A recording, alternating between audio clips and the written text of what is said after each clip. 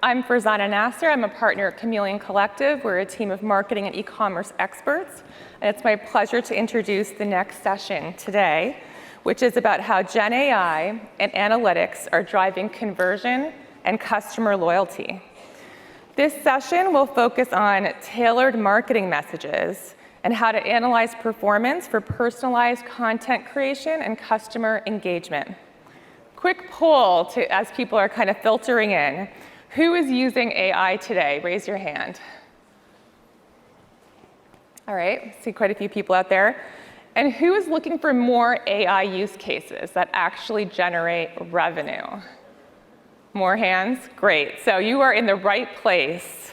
I'd like to introduce Christopher Veck, the CIO of Miansai, and Taylor Holmes, the Global Vice President of Solutions Consulting at Persado, to the stage.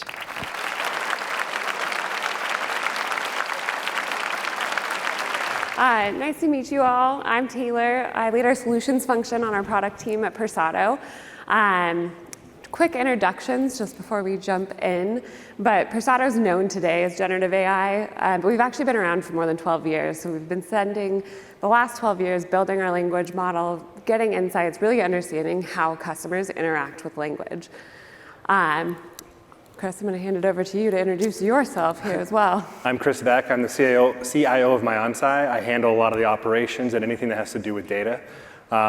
We've been using a little bit of AI here and there, and then with Persado, we started a little bit about 6 months ago within our email and our SMS and a couple other places.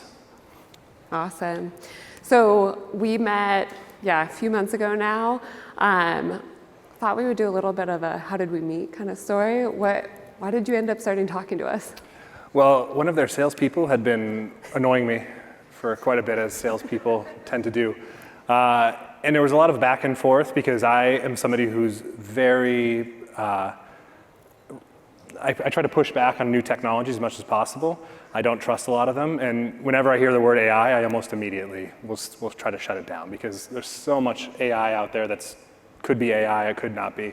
It seems like a lot of companies just added the name AI onto their brand in order to sell it. And that doesn't necessarily mean it actually is AI. And as we got to talking, and they explained what they do, it wasn't necessarily the AI that we hear of today, it wasn't necessarily the generative AI, but it was more so the analytical side. Being able to look at all the data we have and targeting it in the right place. And so that we can combine that with other generative AI to build up our program. That's awesome. And so it wasn't necessarily that you were looking for us, but got lucky. Yeah, it was just a happenstance of a person who was persistent and somebody who finally gave in. That's awesome.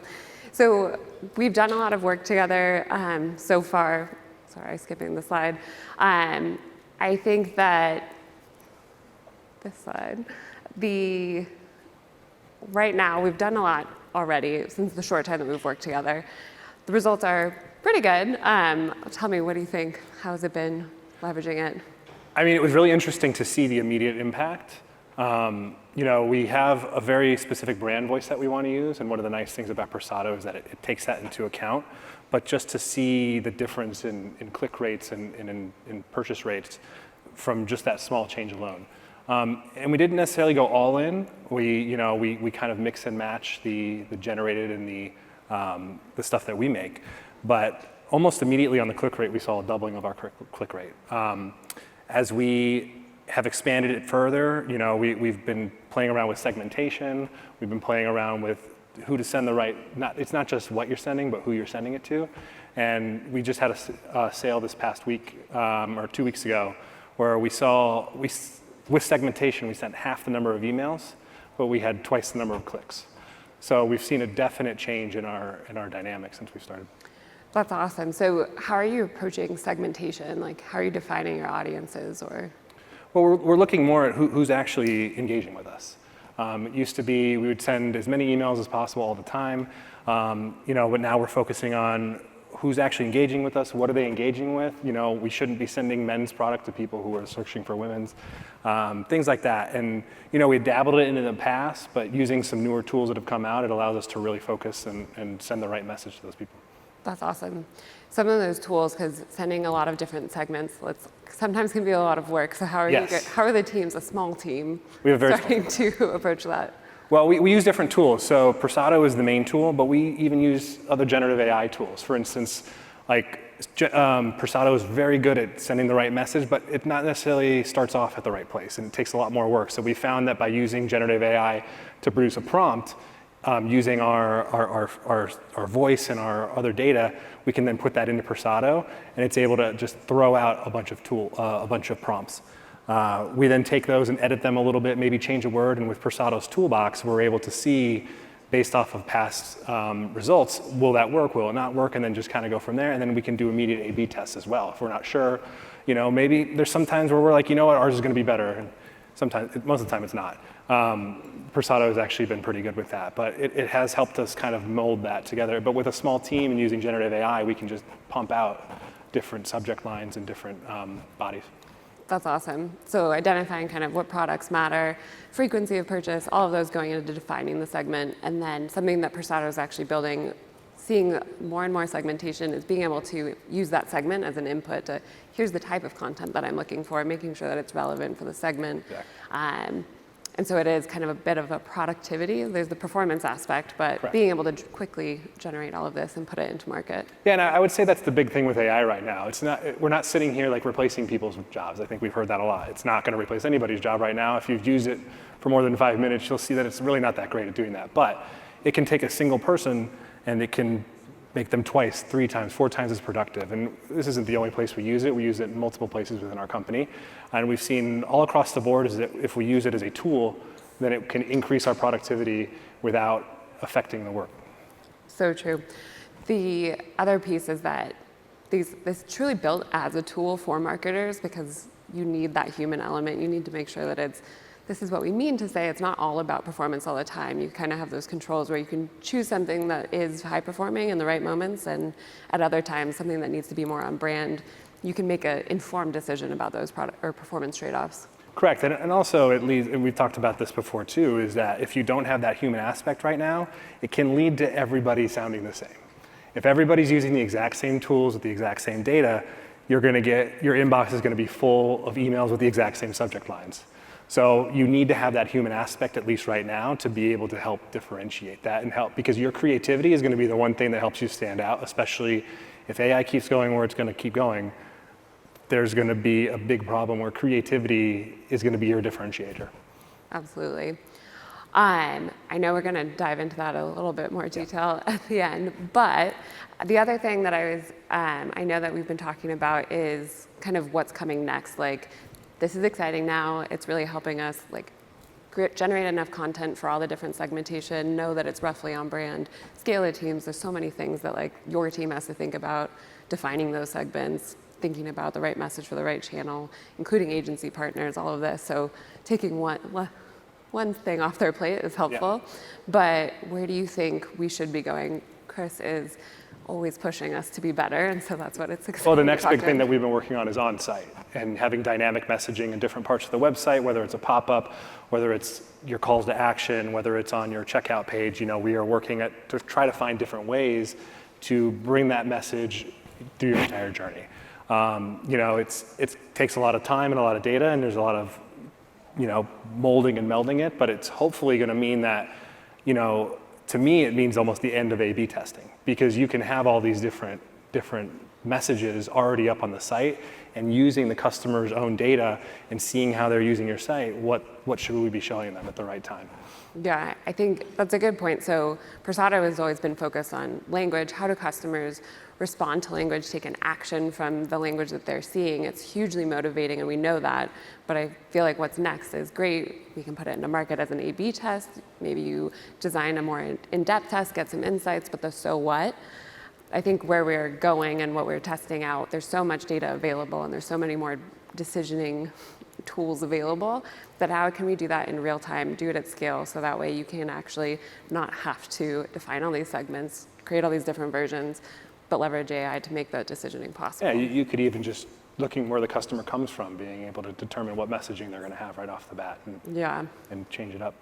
So one of the areas I know that we're starting with is even looking at the PDP page of kind of, so as somebody comes into the customer journey, understanding, did they come from a Facebook ad? Did they come from an email? Where did they come from? Are they on their mobile phone or are they on their desktop? It might tell you a little bit something about them, and customizing the message in that moment. Correct. Trying to get them to add it to bag. Yeah, well, that's the big thing, is getting them to the end. Yeah, absolutely. Let's see.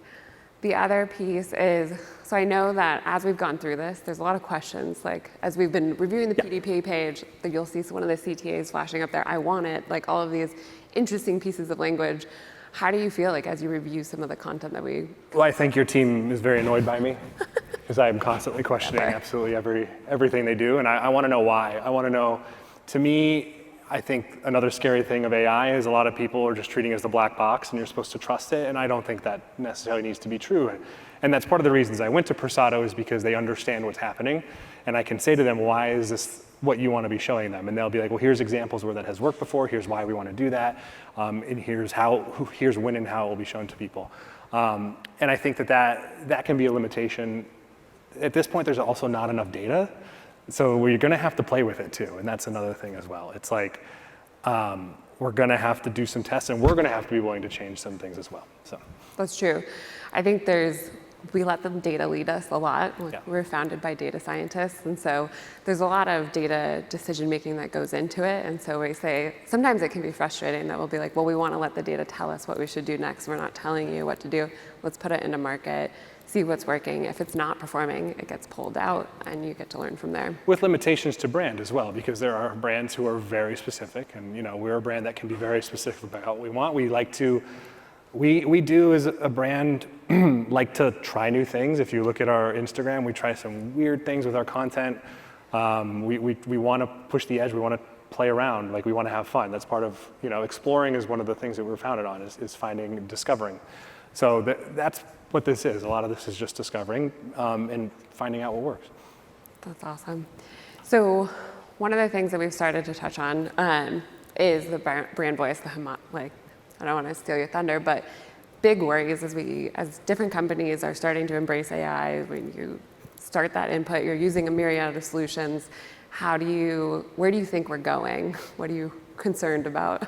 Well, I think, there's a lot of fears that people throw out. Obviously, there's some really crazy fears that people put out. But to me, this goes back to what we were talking about earlier, and it's homogeny. And that's that if everybody's doing the exact same thing all the time and we're just trusting the AI to do it for us, everybody's going to start sounding the same. And to the point where you can tell on a lot of cases when people use different GenAI tools, because they all sound exactly the same. Even to the point where Instagram knows when you're using generative AI on your posts, it'll tell you like, oh, we know that this is GenAI. And I think that my biggest fear is that, not necessarily for us and other good brands, but that little brands or these brands that just care about throwing out, I'll use the word crap, they just want to sell a bunch of stuff as fast as possible. They're going to use these same tools and be able to pump into the market, and it's going to be much harder to break out. And so creativity and is still going to be very important to have. You can't get rid of it. But this will help us at least double our output, triple our output. Right. So staying focused on generative AI being a solution, a tool, like in the toolbox that we all have to make us more efficient, but still having that, you have to have the creativity of humans involved to make sure that what you're getting works. And a lot of brands are started off because of their creativity, right? It's why a lot of brands exist, because they're doing something different, and that's why people want them. And so it's very important to maintain that, but you need to also scale. Yeah. So I know that you have a very small team, so you can be very close-knit as you review, who your brand is, that creative side. But do you think one of the tools that we've developed, and getting your feedback live here, but is that we can leverage AI to also assess how consistent your brand voice may be. So time over time, content that is being generated as your team grows from 3 people to 20 people to 50 people, 100 people, generating content to keep that same voice, that same identity. Is that something you think GenAI can help assess to see consistency? Absolutely. I think, it's going to be less about the writing though, because I do think over time GenAI will be able to do a lot of the writing for you. But at the very least, the type of content, if we start, there's been talks about dabbling in imagery and all that kind of stuff as well. And obviously Persado for now just deals with text, but making sure it all stays consistent. There could be an opportunity for GenAI to even say, hey, this picture does not match this caption. Things like that are going to be what comes out of this. And it will allow you to, like you said, grow to pumping out 2 to 3 times the content with the same consistency overall. Yeah. I think the other thing is, one thing sometimes we get so excited about like a new tool, AI, you throw out a new toolkit and you're like, this is gonna be great, it'll fix everything. It doesn't. Never. And also it doesn't right out the gate. Like it's like any other tool, you kind of have to learn how to use it, get better at it. I know your team has been using it for a few months now, but it wasn't exactly like, we did a lot, saw great results out the gate, but it wasn't necessarily smooth. There was a lot of feedback and refinement going through, right? A lot, yeah. There was a lot of back and forth, on brand voice. There was, I forget what the word was, but there was one word that every email it kept pumping out. And it was just getting so annoying that I had to say, guys, we never use this word ever. It's never in our brand book, it's nowhere. And there were things, a lot of refinement that had to happen. But that's what was great with working with your team, was that they could look at our brand book, we could have a phone call and say, go through that and be like, here's what we believe in, and they were able to change it up a little bit, be a little bit more playful, not as, I think, what was the word? It was so, I can't remember what it is either now, but I remember it was it's gone now, that's why we don't remember it. Can forget about it. Yeah. I think that's one of the things that it's been interesting because we have been around for so long.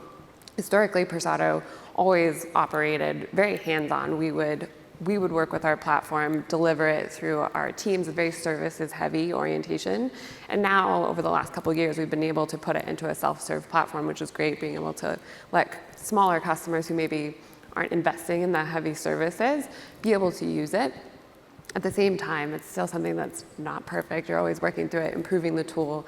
And so it can be it starts to fit for all types of customers, whatever level of support you need, but knowing that at the end of the day, it's still AI that's developing. So you have to work with it like any other tool. And nothing's ever perfect.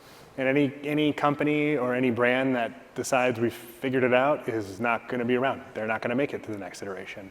I think we're finding that right now, if you're not willing to look at AI, you're probably going to put yourself into a corner where you're either going to have to or you're going to have to just stop, because this is the current future, and there will be another future down the line. But if you don't continue to work to perfect yourself, you'll not make it. Absolutely. And so even when you don't have unlimited resources, time, there's a strapped team, but you're still finding the time to play around with it and workshop it, improve it, decide what's working and what's not. I know that we're also testing out new channels, playing around different models. I think that's a big thing, is making the time to test and learn. Yeah. But the nice thing is, if it's pumping out 20, 30 options right off the bat, you're not having to sit there and write them out, and you know that it's going to somewhat work. So you have a little bit of trust in that. You just have to pick the right thing. Consistent performance is helpful in letting us test. Yeah.